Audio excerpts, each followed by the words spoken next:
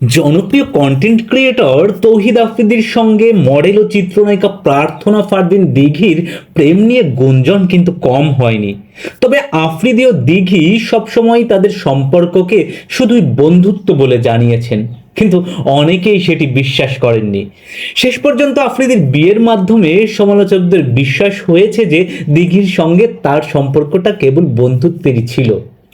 পারিবারিকভাবে বিয়ে করেছেন আফ্রিদি, তার কনে রামিসা আল রিসা। এদিকে আফ্রিদির বিয়ে হওয়াতে একরকম বেঁচে গেছেন বলে সাংবাদিকদের জানিয়েছিলেন দিঘি। এমনকি এই কথা দিঘি তার বন্ধু আফ্রিদিকেও নাকি বলেছেন। বিষয়টি নিয়ে সম্প্রতি ফের মুখ খুললেন দিঘি।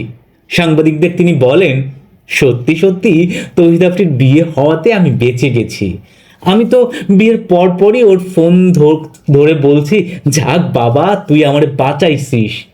আফ্রিদিও আমাকে বলেছে, আমি তোকে বাঁচাইনি, আমি নিজেও বাঁচছি, কারণ আমাকেও আমার বন্ধুত্বের সম্পর্ক নিয়ে অনেক কথা শুনতে হয়েছে।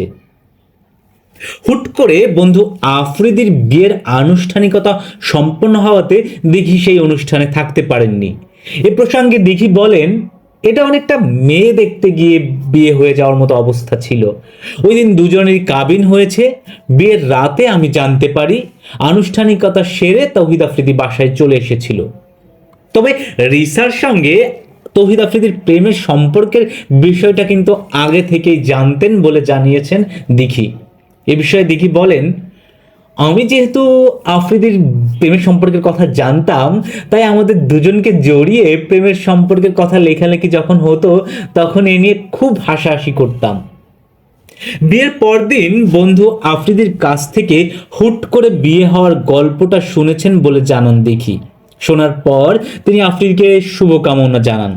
এ বিষয়ে দিঘি বলেন, এখন আমি খুব খুশি, কারণ আমাদের বন্ধুত্বের সম্পর্ক নিয়ে অন্তত কেউ আর কোনো কটু কথা বলবে না। দর্শক, আফ্রিদি রিসা দম্পতির পাশাপাশি দিঘির জন্যও আমাদের শুভকামনা রইল, আর আপনাদের জন্য ভালোবাসা তো রইলই। আর অনুরোধ রইল আমাদের পার্শ্বচিত্র চ্যানেলটি সাবস্ক্রাইব করে পাশে থাকার।